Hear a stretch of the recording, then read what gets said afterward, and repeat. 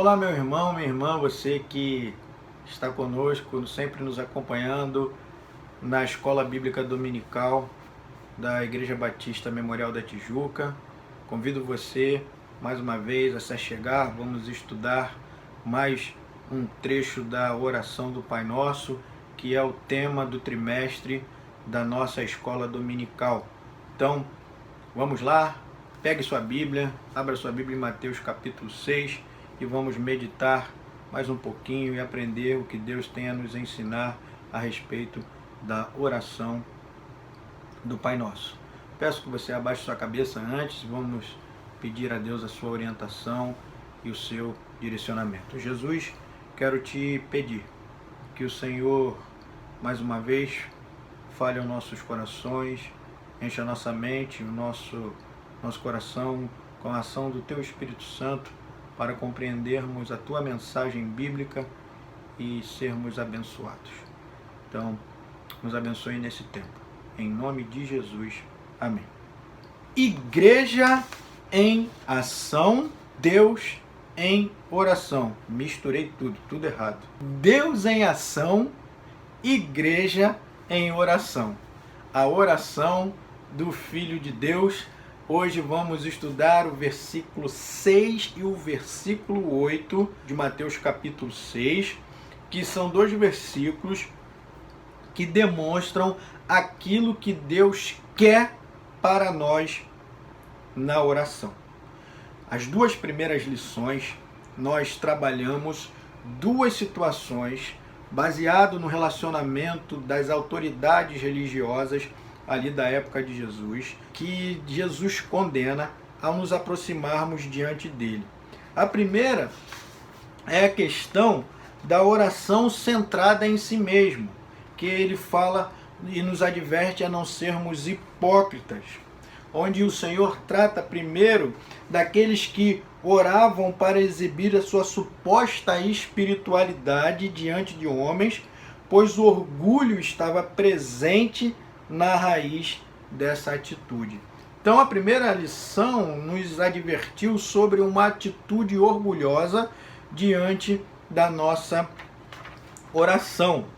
Enquanto a segunda lição trabalha sobre a ideia de vãs petições, orações inúteis, que são feitas não somente com um espírito errado, mas também com palavras sem sentido.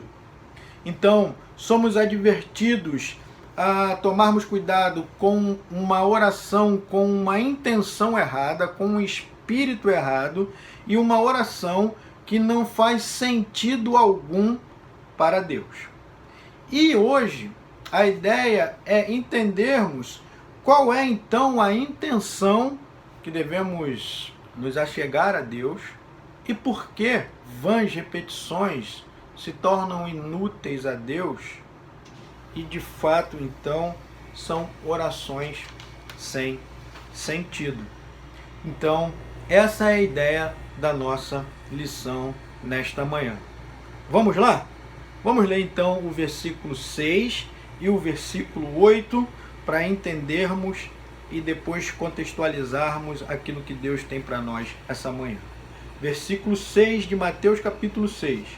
Mas tu, quando orares, entra no teu quarto e fechando a porta, ora a teu pai que está em secreto, e teu pai que vê o que é secreto te recompensará. Aqui então está a resposta para aquele que faz uma oração orgulhosa, na qual é chamada de oração hipócrita. Versículo 8. Não vos assemelheis a eles, pois vosso Pai conhece o que necessitais antes de o pedirdes a Ele. Então, aqui a resposta do versículo 7, quando nos adverte sobre vãs repetições com a intenção de informar e até mesmo convencer ao nosso Deus aquilo que Ele deve fazer. E é muito importante essas duas advertências por conta daquilo que John MacArthur, em um dos seus livros, que fala sobre a oração, eu vou indicar esse livro no final dessa lição, ele cita que devemos tomar cuidado com a ação de Satanás pelo seguinte fato. Acompanha aí no slide, eu vou colocar para você ler junto comigo. Nada é tão sagrado que Satanás não venha a invadi-lo.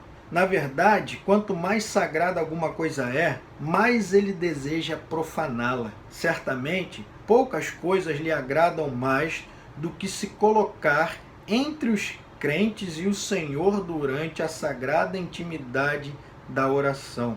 O pecado não seguirá até a presença de Deus, e nenhum pecado é mais poderoso ou destrutivo que o orgulho. Somos alertados a tomarmos cuidado com o nosso coração, com um coração orgulhoso e com um coração manipulador. Qual é o antídoto? Errei feio. Qual é o antídoto para o orgulho e as orações sem sentido? É o que nós vamos ver agora.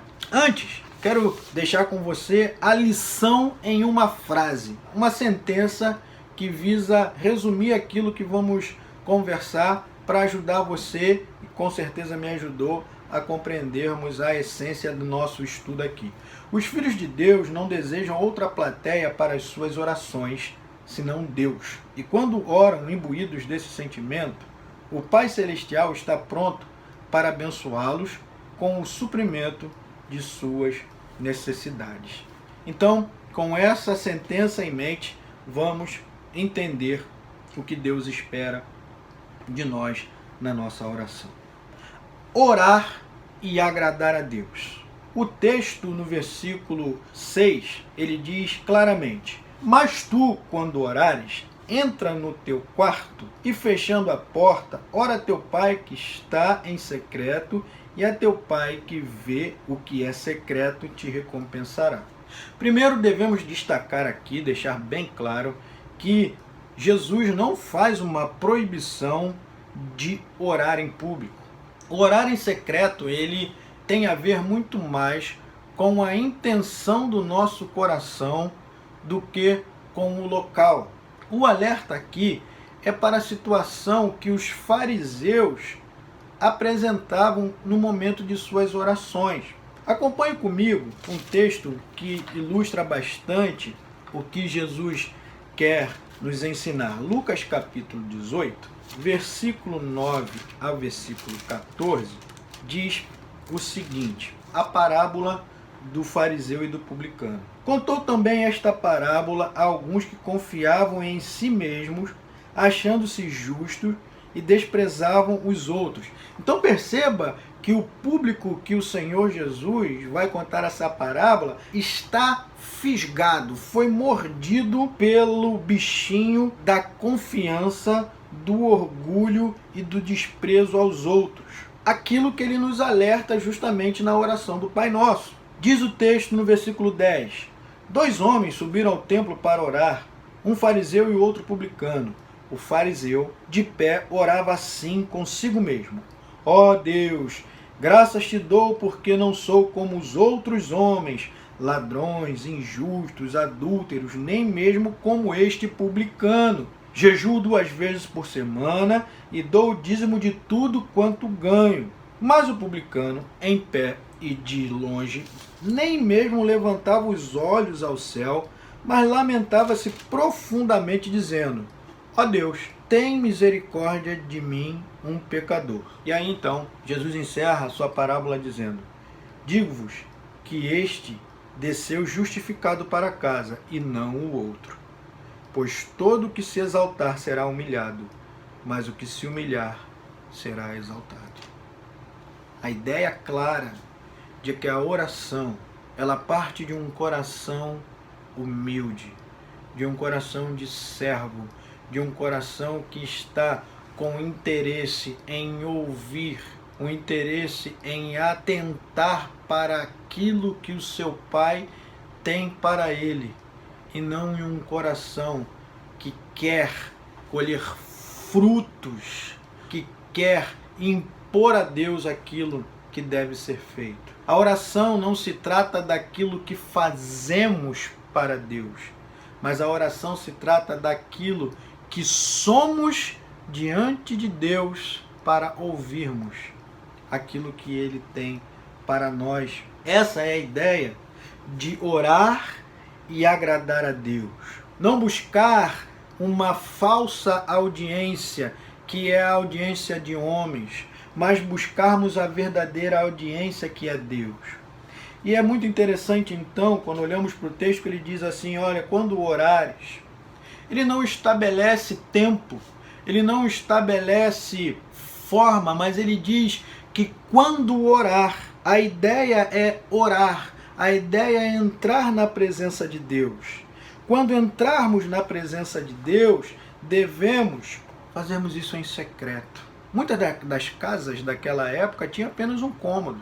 Algumas tinham um cômodo mais isolado, que era o cômodo em que se guardava os valores da casa, que se guardava a comida da casa. Há uma ideia, sim, de buscarmos a Deus, muitas vezes, na solitude, eu e Deus, para que eu possa abrir meu coração de fato, para que eu possa falar sem me preocupar com aquilo que está à minha volta, para que eu me concentre única e exclusivamente naquilo que agrada ao Senhor. Mas muito mais do que o local, a oração em secreto que agrada a Deus tem a ver com um coração humilde, um coração que está disposto a se submeter à vontade de Deus. A maravilhosa notícia dada por Jesus é de que quando você e eu, nós oramos a Deus com integridade de coração e com sinceridade, buscando a intimidade e a comunhão com Ele, fazendo de Deus a única audiência de nossa oração, Deus está ali em secreto. Perceba o que o Senhor Jesus Cristo nos fala a respeito disso. João capítulo 1, nós temos uma história que ilustra bem a ideia de que Deus nos vê em secreto e complementa então a ideia do versículo 8. Natanael, João capítulo 1, versículo 47 a 49, olha o que diz o texto. Vendo Natanael aproximar-se, Jesus referiu-se a ele dizendo, este é um verdadeiro israelita a quem não há fingimento. Mais uma vez, Jesus falando a respeito da oração, cita a ideia do orgulho ou do fingimento. Quando ele diz, olha, ali está um israelita que entendeu a essência da oração e não se aproxima usando de vãs repetições de orações inúteis. Por exemplo, os judeus, os israelitas, eles conheciam algumas orações, eles tinham orações. Por exemplo, uma chamada de Shema Israel, Deuteronômio capítulo 6. Eles tinham uma sequência de 18 orações que eles usavam ao longo do dia. Mas o Senhor, quando fala de Natanael, ele diz assim, olha, aqui está um verdadeiro israelita, porque nele não há fingimento. E como o Senhor identifica no coração de Natanael a ausência de fingimento? Natanael pergunta para ele, de onde me conheces? Respondeu Jesus, antes que Filipe te chamasse, eu te vi quando estavas debaixo da figueira. Natanael respondeu, Rabi, tu és filho de Deus, tu és o rei de Israel.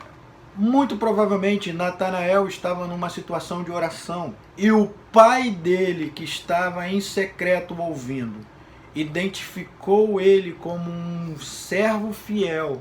Essa é uma oração que agrada ao Senhor. Uma oração de um servo fiel que está preocupado em ouvir, em adequar o seu coração à vontade de Deus e não adequar a Deus à sua vontade. Porque um elemento fundamental da oração é compreendermos que a oração não se trata apenas de pedido e resposta. A oração se trata de agradecer, de reconhecer, de pedir. Mas no meio de tudo isso, a oração é o estabelecer de um relacionamento contínuo com Deus, em que eu oro e aguardo confiadamente a resposta final. Porque diariamente o Senhor vai respondendo às nossas orações. até que um dia ele nos dá a resposta final. E durante esse processo ele vai adequando o nosso coração à sua vontade, e não o contrário. A oração, ela é algo contínuo, que em determinados momentos na nossa vida nós temos aquele momento pontual em que nós temos claramente a resposta de Deus. Mas todo dia Ele nos responde. Esse é o princípio da oração. A oração que agrada a Deus. Ela tem a ver não com um lugar, mas tem a ver com um sentimento. Tem a ver com a intenção. Versículo 8 fala sobre agora a nossa dependência do Pai. Aqueles que se apresentam em secreto e compreendem que a oração ela tem a ver com o coração, agora reconhece a dependência do Pai. Diz Mateus capítulo 6, versículo 8: não vos assemelheis a eles, pois vosso Pai conhece o que necessitais antes de o pedirdes a Ele. Não nos assemelharmos ao quê? Não useis de repetições inúteis. A exemplo dos gentios. Não se assemelhem aos gentios. Aqui então ele trabalha a ideia de vãs repetições, orações inúteis, com aquela petição que é sincera, com aquela petição que tem a ver com o que de fato nós temos no nosso coração. Existe uma pergunta muito interessante, se Deus sabe de tudo, por que eu oro? Essa não é a pergunta correta. A pergunta correta é, já que Deus sabe de todas as coisas e conhece todas as nossas necessidades, antes que lhe peçamos, é desnecessário fazer orações vãs, sem sentido e insinceras, longas, tentando convencer a Deus a nos ajudar. Se Ele conhece todas as coisas, então vamos direto ao assunto. É isso que Deus está pedindo. Já que Ele sabe, Senhor, está acontecendo isso, está acontecendo isso, está acontecendo isso. Eu te agradeço por isso, eu te agradeço por isso, eu te agradeço por isso. Senhor, isso me incomoda, isso me tira o sono, isso me entristece. Senhor, eu gostaria muito disso, eu gostaria muito daquilo, mas não seja feita a minha vontade, seja feita a sua vontade. Como o filho orou no jardim. Em sua soberania, Deus requer que por meio da oração expressemos o reconhecimento de nossas necessidades e dependência dele e que desfrutemos das suas promessas. Um dos benefícios da oração é reconhecermos essa dependência do Pai. É aquela ideia, o filho vem com uma garrafa e não consegue abrir a tampa e fala assim, papai, você pode abrir? E você vai lá, então pega e abre. Algumas vezes eu tenho que usar um pano porque o negócio está bem apertado e o Davi pede e eu não consigo abrir, então eu tenho que pegar um pano. Mas reconhecer ou ter esse sentimento de, olha, o meu filho, ele reconhece que ele precisa de mim. Aquele papo com Deus, aquele papo entre pai e filho, que você pergunta, que você tira suas dúvidas, que você abre o seu coração. Vou contar um segredo para os irmãos de um papo que eu tive com o Davi. Está crescendo, né, irmãos? Isso é danado. Chego na escola quando vou levá-lo, e aí então, vem cá, dá um beijo no papai. E aí ele vai dar aquele beijo meio, né, meio ressabiado. Aí um dia conversando em casa com ele, pai, posso te pedir uma coisa? Pode, filho. Você não vai ficar chateado, não? Não, filho, pode pedir. Poxa, você podia me dar um beijo um pouquinho antes? É que eu fico assim, meio sem jeito com meus amigos da escola. Fica chateado não, pai. Filho, fica tranquilo. Esse tipo de relacionamento em que você tenha abertura para falar com o seu pai sabendo que ele não vai se chatear. E quantos outros assuntos você e eu, nós já tivemos com os nossos pais? Quantos assuntos você pode levar ao seu pai que está no céu, sabendo que ele não vai se chatear, mas porque nós confiamos? Isso é demonstrar dependência, e essa é a oração que agrada ao nosso Deus. Quando nos aproximamos agora, então, porque sabemos que Ele conhece tudo antes mesmo de pedirmos. A oração é um atestado da consciência de nossa fragilidade acompanhada do poder de Deus. Fantástico isso! O que realmente importa é que nossas orações sejam feitas ao Pai com sinceridade, com objetividade, tendo como elemento norteador as promessas de Deus. A oração que agrada a Deus é aquela oração em que reconhecemos e nos aproximamos dele com humildade, com um coração sincero, despreocupados com aquilo que está à nossa volta ou com o que as pessoas irão pensar de nós. A oração que agrada a Deus é aquela oração em que nos aproximamos como filhos de verdade, como filhos obedientes, filhos amorosos, não como filhos rebeldes, como filhos impositores, como filhos que querem dar ordem aos seus pais, porque os filhos agora sabem, eu estou crescendo, eu sei o que é melhor para mim. Não, o texto diz, vosso Pai conhece as nossas necessidades antes mesmo de pedirmos a Ele.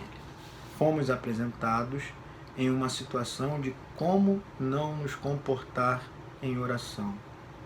E agora somos convidados a sempre que entrarmos em oração com o nosso Deus, entrarmos de uma forma sincera, seja em público, seja no nosso quarto, humilde, como filhos obedientes, filhos que irão aguardar pacientemente a resposta de seu Pai, porque enquanto isso, continuam aprendendo na espera. Esse é a forma e o espírito que Ele espera de seus filhos ao entrar em oração. Concluindo então, como eu e você devemos responder a essas palavras tão importantes do nosso Senhor? Primeiro, se você quiser experimentar poder e paixão em sua vida de oração, você precisa orar com um coração fervoroso e com um motivo puro, buscando somente a glória de Deus, não a sua glória, não o reconhecimento de homens. Você também precisa orar com um coração humilde, buscando somente a atenção de Deus e não a de homens. E finalmente, precisamos orar com um coração confiante, sabendo muito bem que Deus já sabe do que você precisa. Por isso, não precisa ficar repetindo, você não precisa convencê-lo de nada. Eu e você precisamos apenas aguardar, como diz o salmista. Esperei com paciência no Senhor, e Ele ouviu o meu clamor. Se você se aproximar do Senhor nessas condições, Ele o recompensará de um modo que você jamais poderia imaginar. E você aprenderá o valor de estar a sós com Deus. Porque é exatamente assim que ele termina esses dois versículos. Olha o versículo, a parte final do versículo 6. E teu Pai, que vê o que é secreto, te recompensará. Versículo 8. Pois vosso Pai conhece o que necessitais, antes de pedirdes a Ele. Que Deus nos abençoe, que Deus te abençoe, que sejamos sempre alertados pelo Espírito Santo, corrigidos pelo Espírito Santo, e assim eu consiga colocar tudo aquilo que tenho no meu coração. No início da lição eu falei de um livro que eu já li, estou relendo, e que tem sido de grande valia nesse assunto sobre a oração, e eu queria compartilhar com os irmãos. O livro A Sós com Deus, o poder e a paixão pela oração, John MacArthur, da editora Palavra. Queridos, esse livro foi e tem sido novamente uma fonte de bênção para a minha vida, e eu recomendo que leia esse livro. Certamente vai ser bênção e vai te ajudar no estudo das nossas lições aqui sobre oração. Deus te abençoe e lembre-se, uma oração que agrada a Deus é aquela que se apresenta com um coração sincero, com um coração disposto e humilde.